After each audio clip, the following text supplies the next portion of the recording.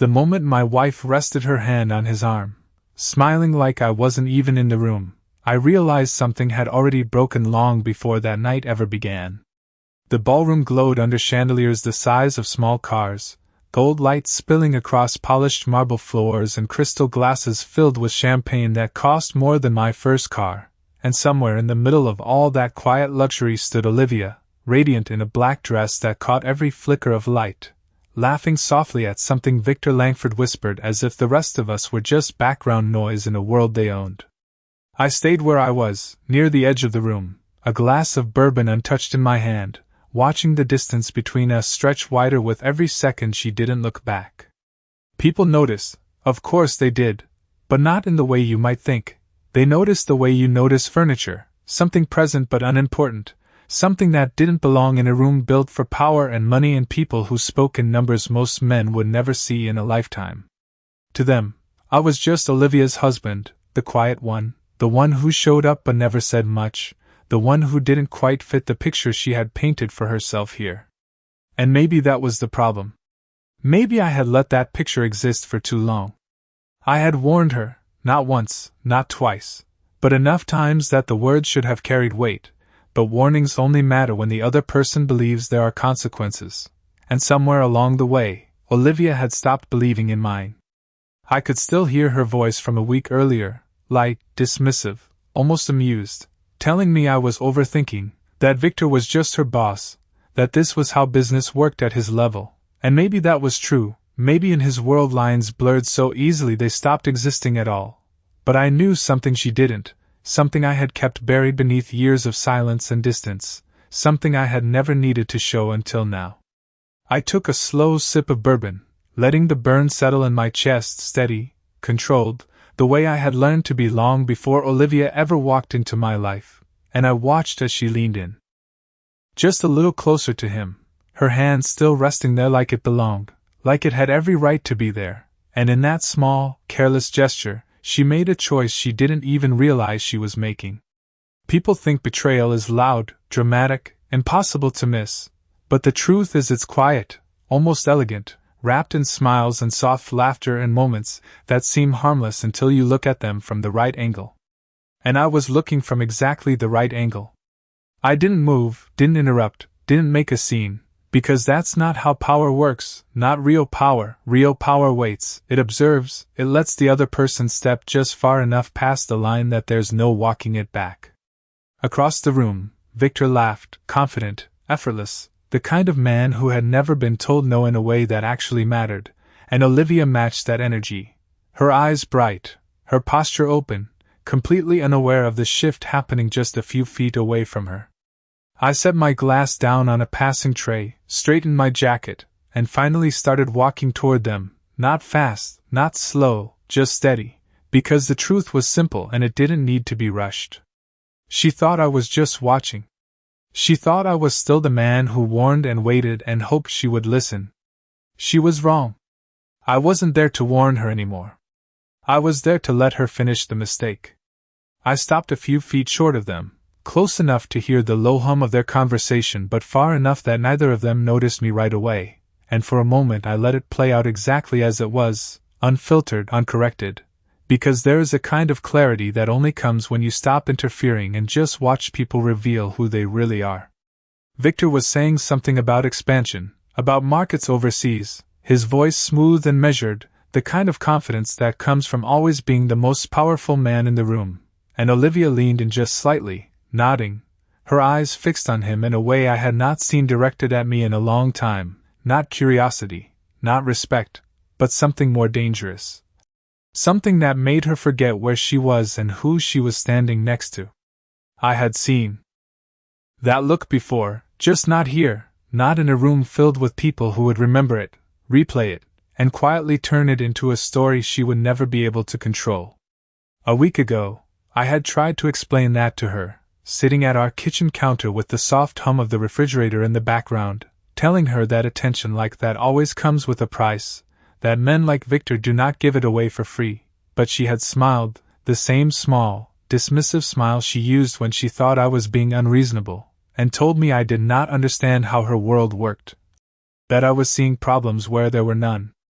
I remember looking at her then, really looking, and realizing that she believed that, not just as an argument, but as a truth she had already decided on. And once someone decides you are wrong, they stop listening entirely.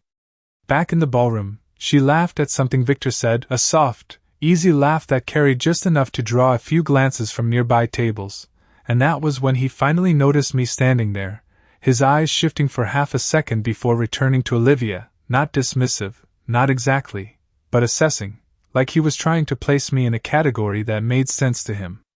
I held his gaze just long enough to let him know I was not lost, not confused, and definitely not invisible. Then I shifted my attention to Olivia, who was still mid-laugh, still unaware, and I said her name, calm, steady, the way you say something when you expect it to be heard the first time.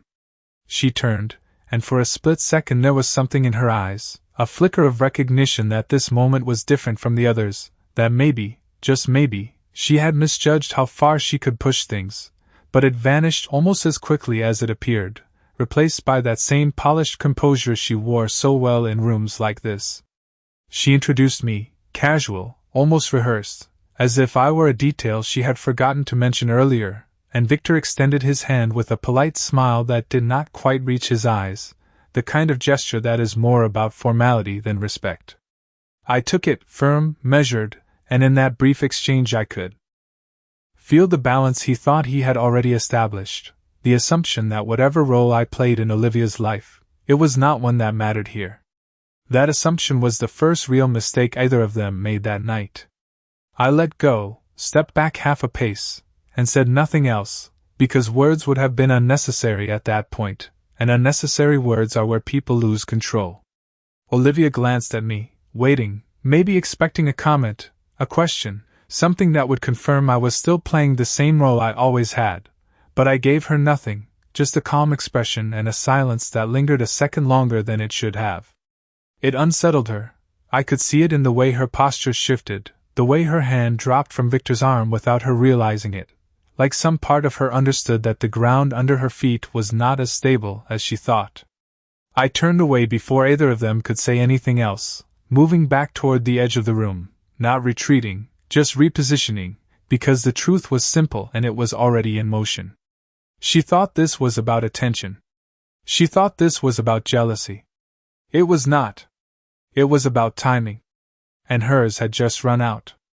I did not leave the room because leaving would have meant surrendering the narrative to them, and I had learned a long time ago that whoever controls the narrative controls everything that follows, so instead I stayed exactly where I needed to be, just outside the center, just inside the line of sight of people who mattered, and I watched as the evening continued like nothing had shifted.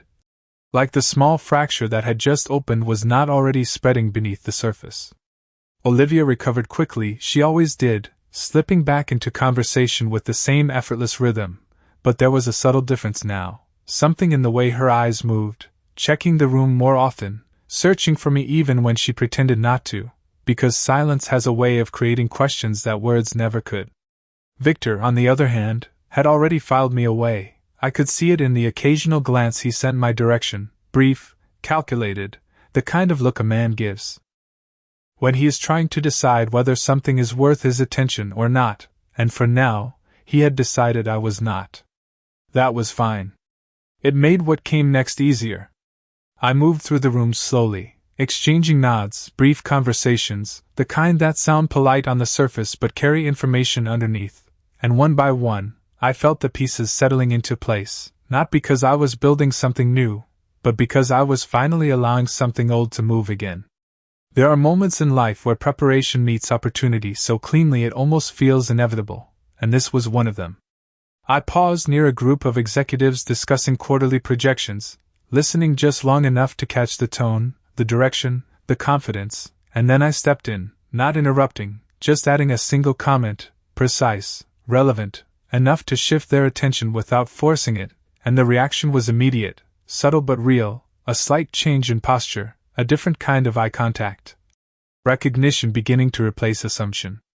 I did not stay long, I never do, because staying too long invites questions, and questions slow things down, but I left behind just enough to create curiosity, just enough to make them look at me twice the next time I passed. Across the room, Olivia noticed. I could feel it before I saw it. The way her body angled slightly in my direction, the way her conversation with Victor lost its easy flow for a second too long, and that was when the first crack showed on the surface. She had always believed she understood the room, understood the hierarchy, understood exactly where everyone stood, including me, and now that certainty was starting to slip, not dramatically, not in a way anyone else would notice, but enough that it unsettled her. I took a glass of water from a passing server, letting the cool weight settle in my hand, grounding, steady, and I watched as Victor finally shifted his attention fully toward me, not because of anything I had said directly to him, but because of the way others had started to react, the subtle recalibration that happens when influence begins to reveal itself. He said something to Olivia, low, controlled, and she nodded, but her eyes flicked back to me again, faster this time, less controlled, and that was when I knew she felt it too, the change in pressure, the quiet shift in gravity that does not announce itself but pulls everything in a different direction. I did not smile, I did not acknowledge it, because this was not about proving a point in a moment, this was about letting the moment prove itself. I set the glass down, adjusted my cuff, and turned slightly toward the center of the room, not fully, just enough to align myself with what was coming next, because the truth was simple and it had been simple from the beginning. She thought she had more time. She thought this was still a warning. It was not. It was the beginning of something she could not stop. There is a moment in every room like that when attention shifts without anyone announcing it. No microphone, no spotlight, just a quiet redirection of focus that moves from one person to another, and if you are paying attention, you can feel it before you see it, like a change in air pressure before a storm. I felt it then, subtle at first, a conversation pausing half a beat longer than it should, a second glance where there used to be none, and it moved through the room in small waves, building, connecting, until it reached the center where Victor stood, still composed, still confident, but no longer the only point of gravity. I had seen this pattern before, years ago, in rooms far less polished but no less important, where decisions were made with fewer words and greater consequences, and I knew exactly how it unfolded once it began. Olivia felt it too, even if she could not name it, her posture tightening just slightly, her smile holding a fraction longer than necessary, as if she was trying to maintain control over something she could no longer fully see. She excused herself from Victor with a practiced ease and walked toward me, each step measured, each movement controlled. But there was a question behind it now, a quiet urgency she could not quite hide.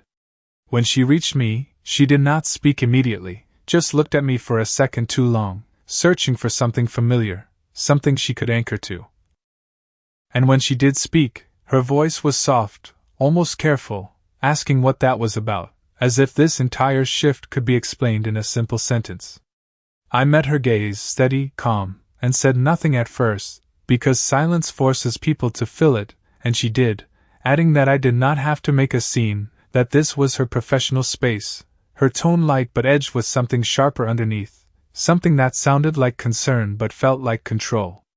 I shook my head once, slow, deliberate, and told her there was no scene, not yet, and that word lingered between us longer than anything else I could have said.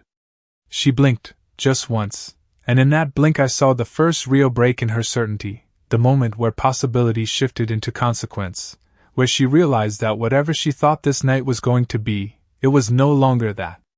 Behind her, I could see Victor watching, not openly, but enough, his attention no longer divided, his focus narrowing in a way that meant he had started to reassess, and that was when the room changed again, more noticeably this time, conversation slowing, people repositioning, the kind of subtle choreography that happens when something important is about to unfold.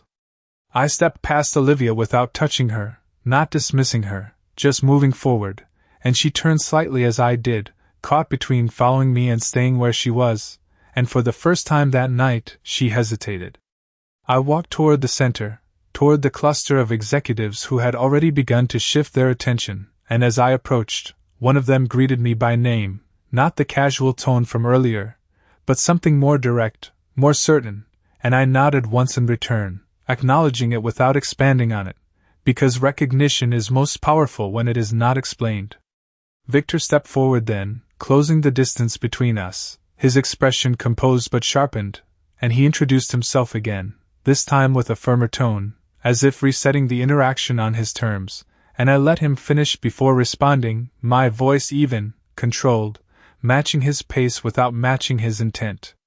I said his name once, clearly, and then I said something else, something quiet enough that only the people closest to us could hear, but precise enough that it landed exactly where it needed to, and in that instant, the room did not go silent, but it changed, the kind of change that does not need volume to be felt.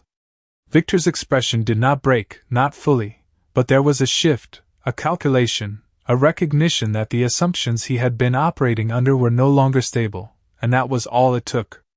Olivia took a step closer behind him, her presence no longer confident, no longer effortless, and I could feel her watching, trying to piece together what she had missed, what she had misunderstood, and how far she had already gone without realizing it. I did not look back at her, not yet, because this was not her moment to understand, this was her moment to witness. I adjusted my sleeve, steady as ever, and let the silence settle just enough to make the next move inevitable, because the truth was simple and it had been waiting longer than she knew. This was never about stopping her. It was about letting her go far enough that stopping her would no longer matter. Victor held my gaze a fraction longer than before, and in that silence I could see the shift happening behind his eyes, not confusion, not yet, but recalibration, the kind that only happens when a man realizes the equation he has been solving is missing a variable he cannot immediately identify. Around us, the room did not stop, but it slowed, conversations thinning just enough to create space, like people instinctively understood something was unfolding and did not want to miss it. One of the executives to my left cleared his throat and addressed me directly, using my last name with a level of familiarity that did not belong in casual introductions, and that was when the second layer broke open, subtle, but impossible to ignore if you knew what to look for. Victor noticed it too, his posture adjusting slightly, shoulders tightening by a degree most would miss, but I did not miss it, because I had spent years studying men exactly like him, men who built their identities on control and precision, men who did not like variables they could not measure. Olivia stepped closer again, her presence no longer decorative, no longer effortless, her eyes moving between us with the growing urgency she could not hide anymore, and I could feel the weight of her realization pressing in, slow at first, then faster as the pieces refused to stay where she had placed them. I did not rush anything, did not elevate my voice, did not change my tone, because control is not proven through volume, it is proven through consistency, and I had been consistent long before this night ever began. Victor asked a question then, simple on the surface, but layered underneath, asking how I was connected to a certain division, phrasing it carefully, like he was testing the edge of something he did not yet trust, and I answered just as carefully, giving him exactly what he asked for and nothing more, enough to confirm his suspicion without explaining it away. The effect was immediate, not loud, not dramatic, but decisive, the kind of moment where understanding lands without needing to be announced. His eyes sharpened, his focus narrowing, and for the first time that night, he was not looking past me or around me, he was looking at me, fully, directly, as if the room had rearranged itself and he was finally seeing the structure that had been there all along. Olivia exhaled softly, almost inaudible, but I heard it, the sound of someone realizing they had stepped into something they did not control, and that was when she spoke again, quieter this time, asking what was going on, not to the room, not to Victor, but to me, and there was no confidence left in the question, only uncertainty. I turned my head slightly toward her, not fully, just enough to acknowledge her presence, and I told her the truth in the simplest way possible, that everything she thought she understood about tonight was incomplete, and that word settled heavier than anything else I could have said. Victor did not interrupt, which told me everything I needed to know about where his attention was now, and I could feel the room tightening around us, not physically, but in awareness, like people were leaning in without moving, waiting for the next piece to fall into place.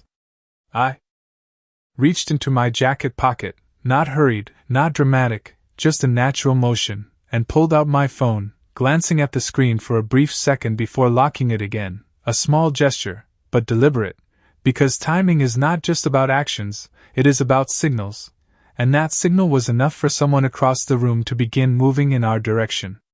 Victor followed the movement instinctively, his eyes tracking the approach, and I watched as recognition began to form again, deeper this time, more grounded, like a memory surfacing that he had not expected to need. Olivia turned as well, her expression tightening as she tried to understand what she was seeing, and in that moment, the space between us felt different, no longer a distance she could cross with a smile or a casual explanation, but a gap defined by everything she had overlooked. I adjusted my stance slightly, steady as ever, and let the moment breathe just long enough for it to settle into everyone present, because once a realization reaches that point, it cannot be undone. She thought this was a conversation. He thought this was a formality. It was neither.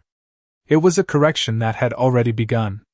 The man approaching did not rush, and that alone told Victor everything he needed to know before a single word was spoken, because in rooms like this, the people who move without urgency are usually the ones who do not need permission to be there.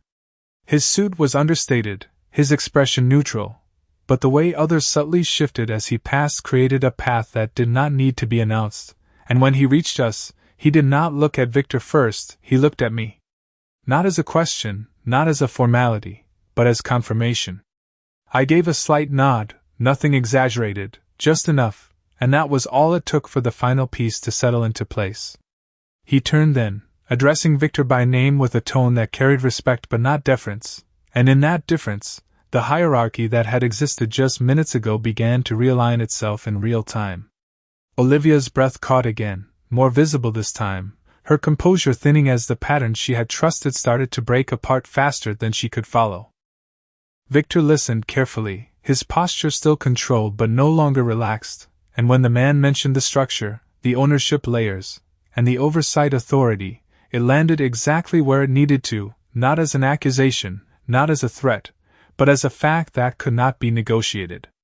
I did not interrupt, did not add to it, because truth, when delivered correctly, does not need reinforcement. It stands on its own. The surrounding conversations had quieted now, not completely, but enough that the energy of the room had shifted toward us, drawn by something people could not fully hear but could clearly feel. Victor's eyes moved back to me, slower this time, more deliberate, and I could see the moment recognition fully replaced assumption, the exact point where he understood that the position he thought he held was not as fixed as he believed. He asked a follow-up question, more direct now, less layered, and I answered in the same calm tone, confirming without expanding, because explanation dilutes impact, and I had no intention of diluting anything. Olivia stepped closer again, almost beside him now, but not quite aligned, her presence uncertain, her earlier confidence completely gone, and when she looked at me, there was no dismissal left, no casual certainty, only a growing realization that she had been standing on a version of reality that no longer existed. I met her eyes for a brief second, just long enough to let her see that I had never been guessing, never been reacting, and that everything unfolding in front of her had been set in motion long before tonight. The man beside us concluded his explanation with a simple statement about pending reviews and structural adjustments, nothing dramatic, nothing immediate, but enough to make it clear that control was not where it appeared to be, and that any assumption built on that control needed to be reconsidered. Victor did not respond right away, which was the most telling reaction of all, because men like him always respond when they are certain, and silence only happens when certainty is gone. Olivia finally spoke again, her voice lower now, asking what this meant, not to him, not to the man who had just spoken, but to me, because somewhere in the middle of all this, she had realized that the answer had always been with me, not around me. I let a small pause settle before answering, not to create tension, but because timing matters, and I told her, calmly, that it meant the boundaries she chose to ignore were never suggestions, they were conditions, and conditions, once broken, do not reset. The words were simple, but they carried weight, and I could see it land, not just on her, but on Victor as well, because he understood what conditions meant in a way she never had. I adjusted my jacket slightly, the movement steady, controlled, and I stepped back half a pace, not retreating, just creating space, because what needed to happen next did not require proximity, only clarity. The room had not erupted, there was no spectacle, no raised voices, just a quiet, undeniable shift that everyone present could feel but no one could deny. She thought this was still something she could explain away. He thought this was something he could manage. It was neither. It was already decided. No one spoke for a few seconds after that, and in a room designed for noise and movement, that kind of silence carried more weight than anything that had been said so far, because it was not confusion, it was recognition settling in, slow and irreversible. Victor exhaled quietly, his composure still intact on the surface, but the edges had changed, the confidence now tempered by calculation, the kind that comes when a man realizes he is no longer dictating the terms of the situation. He glanced briefly toward the man who had delivered the information, then back to me, and this time there was no dismissal left in his expression, only a measured respect mixed with something sharper, something closer to caution. Olivia stood between us, not physically, but in the space created by everything she had misunderstood, her posture no longer aligned with either side, her certainty gone, replaced by a fragile awareness that she had crossed into something she could not step back from. She opened her mouth as if to speak, then stopped, the words catching somewhere between instinct and realization. Because whatever she had planned to say no longer fit the moment. I let the silence stretch just long enough to make it clear that there would be no interruption, no attempt to soften what had already taken shape, and then I spoke again, not louder, not harsher, just clearer, telling Victor that the review mentioned was already in motion, that timelines had been set, and that outcomes would follow accordingly. There was no threat in the words, no emotion attached, just a statement of fact, and that was what made it land. Victor nodded once, slowly, absorbing it, not agreeing, not resisting, simply acknowledging the reality in front of him, and in that nod, the final shift completed itself. Around us, the room resumed its quiet rhythm, but the awareness lingered, people returning to their conversations with just enough distraction to show they had witnessed something they would not fully understand until later. Olivia finally turned toward me fully, her eyes searching, not for answers this time, but for something else, something closer to grounding, and when she spoke, her voice was softer than I had ever heard it in a setting like this, asking if we could talk, just for a minute, as if a minute could hold everything that had just unfolded. I looked at her for a second, steady, calm, and told her that we already were, and that was the truth, because everything that needed to be said had already been said, just not in the way she expected. She shook her head slightly, trying to reframe it, trying to bring it back into a space she could manage, saying that this was not how it had to go, that there were misunderstandings, that things could be explained, and I let her finish, not because I needed to hear it, but because she needed to say it. Because people always reach for explanations when they realize they have lost control. When she was done, I did not argue, did not correct her, did not challenge a single word. I simply told her that explanations only matter before decisions are made, and that this, all of this, was already past that point. The words were quiet, but they closed something between us that had been open for longer than either of us had admitted. Victor remained still, watching, not intruding, because he understood now that whatever was happening here extended beyond him, beyond the room, into something structured and deliberate that he could not redirect with presence or influence. I took a step back then, not abrupt, not final, just enough to create distance, because distance clarifies things in a way proximity never does, and I could see Olivia register it immediately, the way her expression tightened, the way her shoulders shifted as if she was trying to hold something in place that was already slipping away.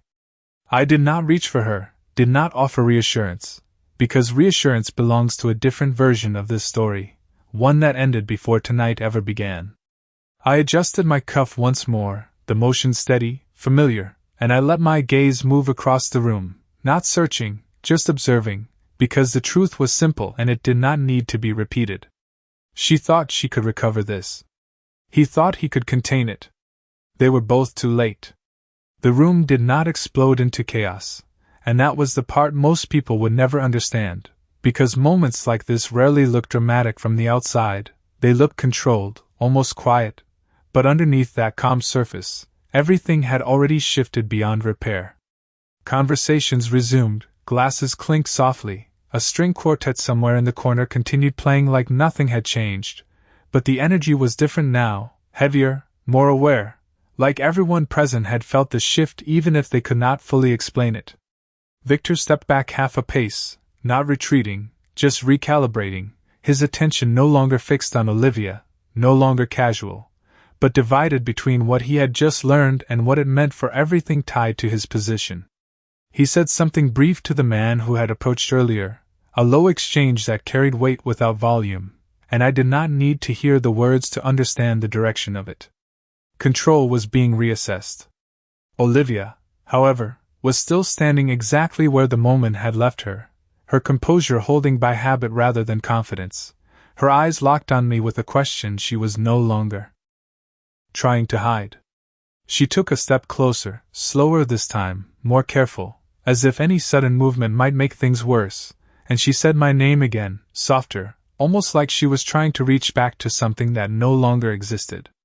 I turned toward her fully then, not with anger, not with disappointment, just with a clarity that did not need either, and I let her speak.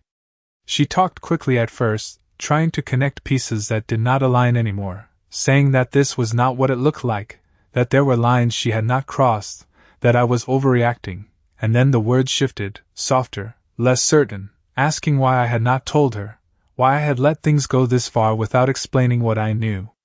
I listened without interrupting, because interruption would have made it an argument, and this was not an argument, it was a conclusion.